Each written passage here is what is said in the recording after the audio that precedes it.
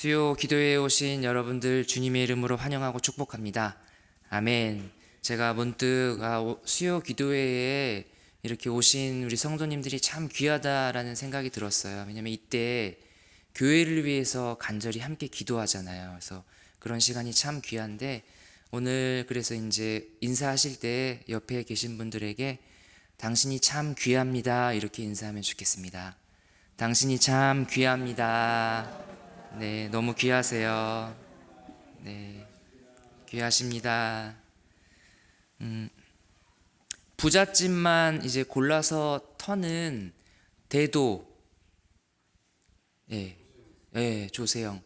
저 시대는 아닌데 저도 이제 기사 같은 걸로 봤는데 유명하죠. 평생 남의 물건 훔치며 살다가 이제 잡혀서 감옥에 갔어요. 근데 감옥에서 참 감사하게도 예수님을 만나고 신앙을 갖게 됐습니다. 그러다 결국은 목사까지 됐어요. 근데 참 씁쓸하게도 이제 이분이 목사가 된 이후에 또 절도를 또 하다가 또 감옥에 갔어요. 출소했어요. 또 훔치고 또 감옥에 갔어요. 우리는 이제 이런 모습을 보면서 하는 말이 있죠. 사람은 안 바뀌어. 참 안 변해. 사람 고쳐 쓰는 거 아니야. 이런 말을 해요. 이처럼 사람들에게는 저마다의 고질병이 있어요. 고질병은 고치기 몹시 어려운 병이죠. 고질병. 사사기에서 이스라엘의 고질병, 죄 짓는 겁니다. 하나님을 잊어버리고 버리고 우상 숭배해요. 죄 짓는 것을 멈추질 못해요. 안 바뀝니다.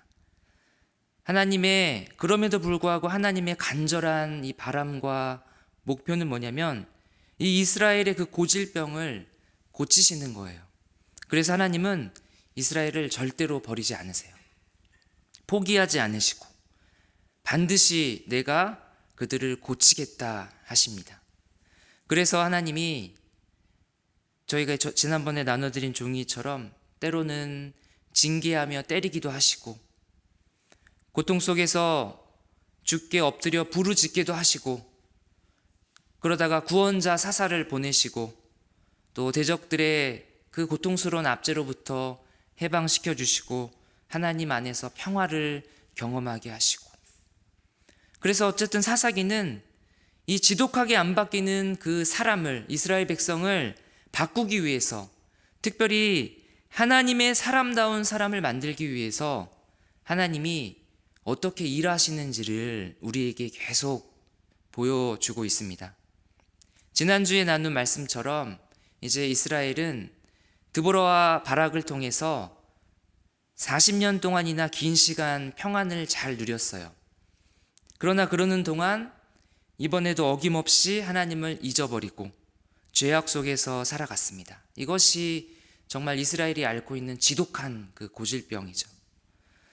사사기에서 반복되는 그 죄악의 그 순환, 패턴, 그 다음 차례는 뭐죠? 하나님께 범죄했으니까 이제 몽둥이로 맞을 차례예요. 하나님의 징계. 이번에 하나님이 쓰신 몽둥이 나라는 어디냐면 미디안이라는 나라예요. 미디안이라는 나라가 그 가나안 땅에 있는 주변의 다른 나라랑 연합해서 이스라엘 나라를 완전히 아주 짓밟고 있었습니다. 근데 오늘 보니까 항상 보면 어느 나라를 몽둥이로 쓰고 얼마의 기간 동안 압제를 받냐가 이제 기록되어 있는데 오늘 보니까 몇 년 동안이나 압제를 받고 있다고 나와 있습니까? 7년. 예. 7년인데요. 짧은 기간이에요. 앞서 이제 온니엘 때 8년, 에우 때 18년, 드보라 때 20년 점점 길어지는데 지금 7년으로 짧아졌어요. 근데 문제는 기간은 짧았지만 지금까지 그 어느 나라의 괴롭힘을 받던 그 강도보다 지금이 제일 심했어요. 왜 그러냐면 어느 정도였냐면 이 이스라엘 사람들이 미디안 사람들이 자꾸 와서 괴롭히는 것들이 너무 심하고 무서워서 집에서 살지 못하고 아예 집을 떠나서 산속에 들어가서 동굴에 숨어 살 정도였어요.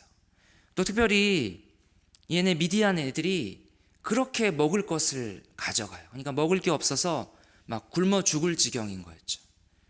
그러니 죽겠다고 하나님께 또 부르짖죠. 얼마나 간곡히 부르짖었는지 6절, 7절에 보면은 연속해서 하나님께 부르짖었다는 말이 2번이나 나와요. 부르짖고 또 부르짖었다. 여러분, 이게 이 이스라엘의 그 모습을 보면 얘네 참 뭐하는 짓인가 싶어요. 왜 그러냐면 이스라엘 백성들이 가나안 땅에 들어왔잖아요. 들어와서 왜 바알과 아세라를 섬기는 거죠? 하나님을 두고. 바알과 아세라는 풍요의 신이에요. 그러니까 새로 이주해온 이 가나안 땅에서 어떻게든 조금이라도 더 배불리 잘 먹고 살아 보겠다고, 그러겠다고 바알과 아세라를 섬긴 거예요. 그러고 하나님을 버렸는데 결과는 어떻습니까? 더 거짓골이 됐어요. 아예 이제는 굶어 죽을 지경까지 된 거예요. 굉장히 아이러니하죠. 그러고 나서 이제 죽겠으니까 또다시 하나님을 향해서 두 손 들고 무릎 꿇고 이제 우는 거죠. 그러면 하나님은 또 어떻게 하세요? 또 살려주세요. 여러분, 하나님이 정말 좋으세요. 이 좋으심 그대로 저와 여러분에게 행하고 계신 거예요. 8절에 보면 하나님께서 부르짖는 이스라엘에게 하신 일이 있어요. 먼저 한 선지자를 보내세요. 선지자. 보면 어떻게 되어 있습니까? 8절에 여호와께서 이스라엘 자손에게 한 선지자를 보내시니. 근데 여기 이 부분이 앞서 다른 본문과 다른 점이에요. 지금까지는요, 백성들이 괴롭다고 하나님께 부르짖으면 하나님께서 곧바로 누구를 세워주셨냐면 사사를 곧바로 딱 세워주셨어요. 왜냐하면 사사를 빨리 세워야지, 그래야지 지금 전쟁을 할 수 있어요. 사사가 대장이 딱 돼서. 그래서 온니엘이나 에훗이나 드보라 때 곧바로 사사를 세우셔서 전쟁을 치를 준비를 하셨거든요. 근데 이번에는 정확하게 단어를 보면 사사가 아니라 선지자를 세우셨어요. 이름 없는 무명의 한 선지자. 그 선지자를 백성들에게 보내세요. 여러분, 선지자의 역할은 뭡니까? 하나님의 말씀을 백성들에게 전하는 거잖아요.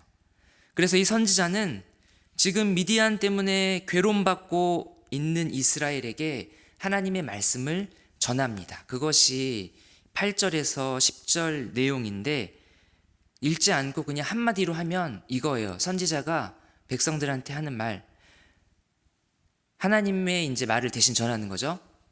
내가 너희에게 그렇게 잘해줬다. 근데 너희는 내 말 듣지 않았다. 그래서 지금 너희가 미디안한테 이 고통을 받는 거다. 이 말을 전해요. 아주 정확하게 지금 이스라엘 백성들이 왜 이 고통을 받는지 그 원인을 선지자를 통해서 설명해 줍니다. 근데 여러분, 왜 하나님께서 앞에 이제 온니엘, 에훗, 드보라 때는 이런 선지자를 먼저 보내시는 작업을 안 하시고 바로 사사를 세우셨는데 왜 지금 이 기드온 때는 이 일을 하실까요? 왜냐하면 지금 시간이 쭉 흐르고 있잖아요. 흐르면서 이스라엘 백성들은 계속 지금 죄를 짓고 있는 거예요. 그렇게 시간이 계속 반복되는 동안 이스라엘의 상태가 점점 더 악화되고 있는 거예요. 이스라엘은 지금 자기들이 뭘 잘못해서 왜 징계를 받는지조차 지금 모르고 있어요. 이제는 밥을 딱 차려주는 것만으로는 부족해서 아예 숟가락으로 떠서 퍼 먹여줘야 할 지경에 지금 이른 거예요. 그러니까 이스라엘은 죄악으로 점점 신앙이 뒤로 퇴보하고 있는 중이에요. 하나님께서는 그래서 이렇게 먼저 한 선지자를 보내셔서 이스라엘 백성들이 하나님의 말씀을 정확하게 듣게 하시고 나서, 그리고 나서 이제 드디어 한 사람을 사사로 세우기 위해서 천사, 하나님의 사자를 보내셔서 그 하나님의 사자를 보내셔서 이제 그를 부르십니다. 그 부르신 사사의 이름이 그 유명한 기드온이에요. 기드온. 여러분, 그 사사 이름 제가 외우는 거 알려드렸죠. 옷에 진드기 말고 삼드기, 옷에 삼드 기드온이에요. 기드온. 여러분 기드온 하면 뭐가 딱 떠오르세요? 300용사. 기드온의 300용사. 영화 300을 보셨으면 막 몸도 엄청 좋고 싸움 잘하고 강인하고 그런 용맹스러운 이미지잖아요. 기드온 하면. 그런데 오늘 하나님의 천사, 이 하나님의 사자가 기드온을 사사로 세우기 위해서 처음 찾아갔을 때 한마디로 말하면 기드온은 찌질한 남자였어요. 이게 사사기를 제가 보면 볼수록 사사기에 등장하는 남성들의 모습이 남성분들께는 죄송하지만 뭔가 하나씩 모자라요. 지난주에 드보라를 한번 보세요. 드보라는 사사로 세움받을 당시에 진짜 멋있게 종려나무 아래에서 사람들을 재판하고 있었어요. 그러니까 얼마나 위엄이 딱 있어요. 드보라 여성. 근데 오늘 기드온은 지금 사사로 부름받을 때 뭐 하고 있는지 한번 보시면 11절에 기드온이 이러고 있습니다. 우리 11절 한번 같이 읽어보겠습니다. 시작. 여호와의 사자가 아비에셀 사람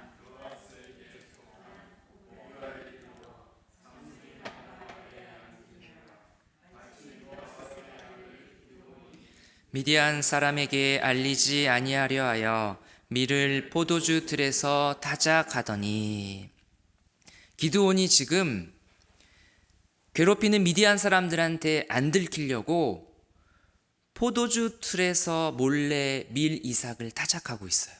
제가 이제 시골에 안 살아봐서 타작 이런 거 이제 안 해봤고 잘 모르는데 그래도 상식적으로 어떤 곡물을 막 이렇게 막 타작하려면 이렇게 뻥 뚫린 야외에서 바람이 막 불어서 그것을 이제 구별을 해야 되잖아요. 날려보내고. 근데 지금 기드온은 바닥에 약간 뭐랄까요, 반지하 같은 그런 바닥에 포도주 틀이라는 굉장히 밀폐된 공간에서 이 지금 타작을 하고 있는 거예요.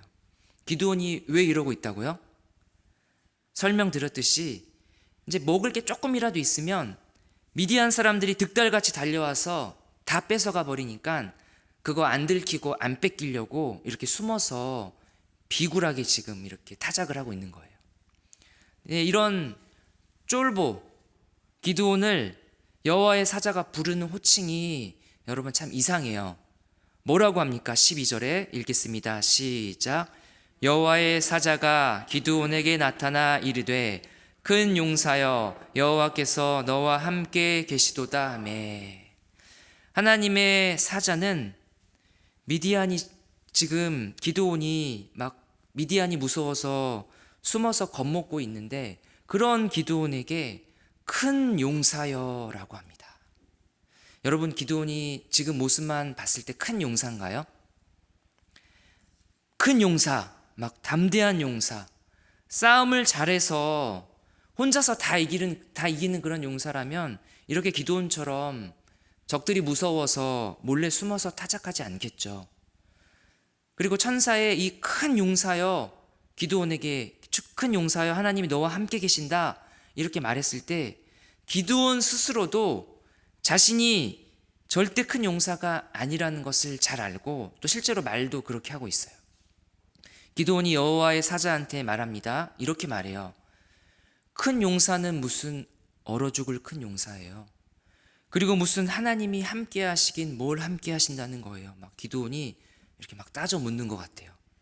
나 그런 거 안 믿습니다. 하나님이 함께 하시는데 우리 이스라엘이 지금 왜 이 모양 이 꼴로 저 미디안 사람들한테 괴롭힘을 당하면서 왜 이렇게 숨어 살면서 왜 이렇게 죽을 고생을 해야 돼요? 라면서 기드온이 여호와의 사자한테 지금 따져 묻고 있어요. 여러분 적반하장이란 말 아시죠? 아니 진짜 적반하장도 유분수지 이러잖아요. 적반하장 이제 한자는 도둑이 오히려 매를 든다. 그러니까 잘못한 사람이 잘못이 하나도 없는 사람한테 이제 뭐라고 하는 거예요. 더 쉬운 말로는 방귀 낀 놈이 성낸다. 지금 기드온이 지금 그러고 있어요. 적반하장이에요. 여러분 왜 이스라엘이 지금 미디안한테 이렇게 고통을 받고 왜 이 고생을 하고 있어요? 이스라엘 죄 때문이에요. 기드온 죄 때문이에요. 하나님이 잘못한 게 없어요. 그런데도 왜 이스라엘 자기들이 이런 비참한 현실에 처해 있는지를 그조차도 모르고 있는 거예요. 그 원인이 바로 자신들의 죄 때문이라는 것을 기드온은 전혀 생각하지 않고 있었어요.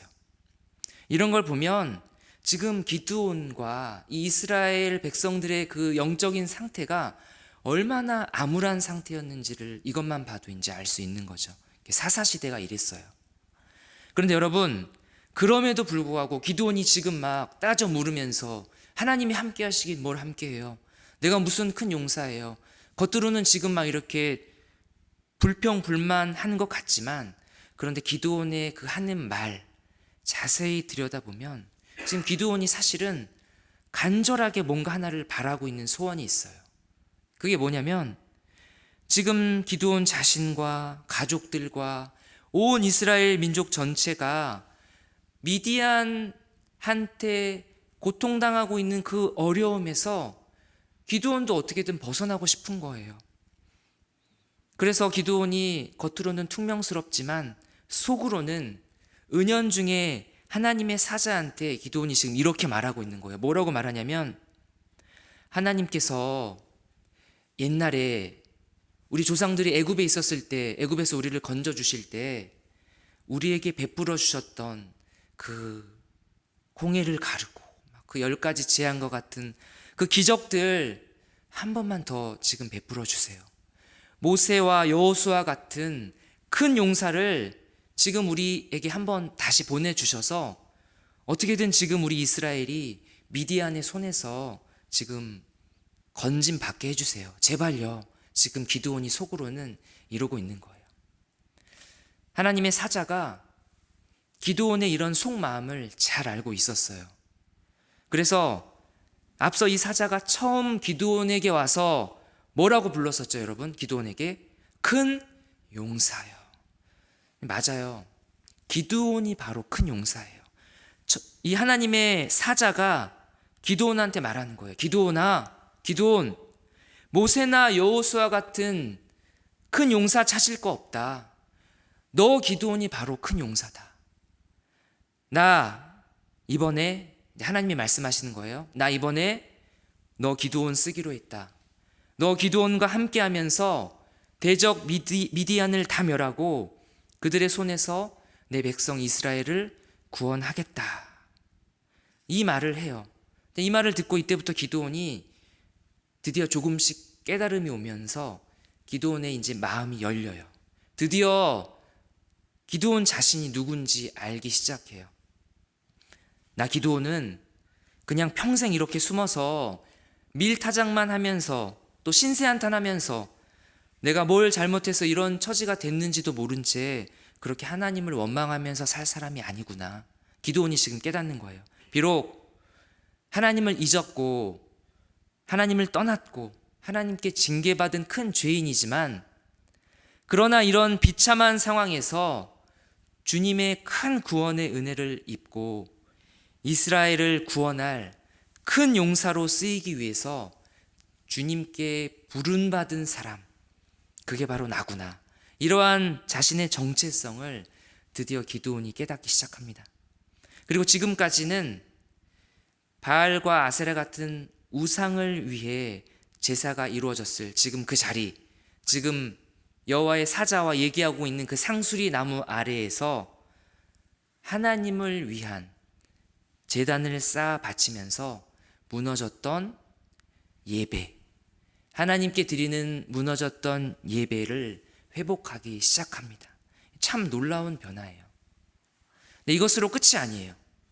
조금 전에 그 상수리 나무 아래 하나님을 위한 제단을 쌓는 것으로 시작했던 그 예배 회복은 이제는 조금 더 적극적으로 기존에 무수하게 이스라엘 백성들이 곳곳에서 바알과 아세라를 섬기며 우상 숭배했던 그 제단, 그리고 아세라 신상, 이것들을 쳐 부수고 그 자리에 또 하나의 하나님을 예배하는 그 제단을 쌓는 것으로 이어져야 했어요. 그래서 그 내용이 이제 25절, 26절 내용인데 여기 한번 같이 읽어보겠습니다. 25절, 26절입니다. 시작. 그날 밤에 여호와께서 기드온에게 이르시되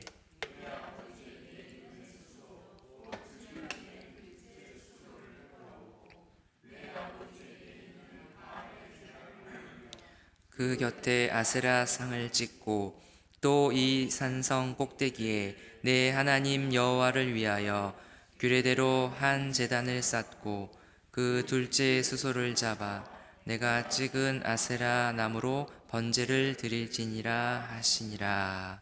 그러니까 이스라엘 백성들이 지금까지 제단을 쌓고 거기서 바알과 아세라라는 우상을 섬겼잖아요. 근데 그 제단을 헐고 아세라 신상을 찍어서 그 부스러기를 나무 조각을 하나님께 드리는 제사의 땔감으로 지금 쓰라는 거예요. 근데 하필 그 우상 제단이 누구네 집에 있냐면 기드온의 아버지 집에 있었어요. 그래도 기드온이 순종해요. 비록 사람들한테 걸릴까봐 두려워서 이 일을 낮에 못하고 이제 밤에 몰래 했지만 기드온 아버지, 자기 아버지 집에 가서 바알 제단을 다 부수고 아세라 신상을 다 때려 찍어 없애버려요. 그리고 그 자리에 드디어 하나님을 위한 제단을 또 하나 쌓아요. 지금까지 총 2개 쌓은 거예요. 앞서 상수리 나무에서 지금 그리고 그 기드온의 아버지 집에서 제단을 하나 또 쌓고 거기서 하나님을 위한 번제를 드립니다. 이렇게 하나님께 드리는, 이제는 우상에게 드리는 예배가 아니라 하나님께 드리는 예배가 오늘 또 한 번 회복됩니다. 오늘 이제 읽은 본문의 내용은 여기까지예요. 그래서 우리가 지금까지 기드온 하면 떠올랐던 300용사와 함께 그 미디안 군대를 용맹스럽게 무찌르는 전쟁은 그 다음에 벌어지는 이야기예요. 근데 저는 오늘 이 본문이 기드온이 이제 뒤에 있을 그 300용사와 함께 미디안 군대와 피터지게 싸우는 그 실제로 싸우는 전쟁 못지않게 오늘 이 전쟁이 굉장히 치열한 전쟁이라고 생각을 합니다. 눈에 보이는 전쟁이 있고요. 눈에 보이지 않는 전쟁이 있어요. 오늘 이 전쟁은 눈에 보이지 않는 그런 영적 전쟁과 같은 거죠. 미디안 군대와 치고 박는 그 전쟁이 눈에 보이는 전쟁이라면 오늘 본문에서 펼쳐지는 이 전쟁은 눈에 보이지 않는 영적 전쟁입니다. 오늘 본문을 보면 하나님께서 기드온에게 다짜고짜 기드온아 얼른 칼 하나 집어들고 나가서 미디안 군대랑 싸우라고 하지 않으세요. 먼저 기드온 자기 자신과의 싸움을 먼저 하라고 하세요. 내 안에서 신앙의 싸움이 먼저 있어야 돼요. 기드온이 하나님께 말했습니다. 뭐라고 말했습니까? 하나님이 우리를 버렸잖아요. 근데 하나님이 말씀하세요. 아니, 이스라엘 너희가 나 하나님을 버렸지. 싸우는 거죠. 이 이스라엘의 무지함과 오해를 잘못 알고 있는 거잖아요. 자기들이 잘못한 거면서. 이것을 먼저 하나님은 선지자를 통해서 하나님의 말씀을 들려주시는 것으로 먼저 깨시는 거예요. 그래서 이스라엘과 기드온은 이 하나님의 말씀을 듣고 분명하게 알 수 있어요. 아, 우리가 하나님을 버렸구나. 하나님이 우리에게 그렇게 잘해주셨는데 우리가 하나님을 버려서 지금 이 고통을 받는 거구나 하면서 먼저 말씀으로 깨닫게 하시는 거죠. 여러분, 우리도 똑같습니다. 저도 똑같고 여러분도 똑같아요.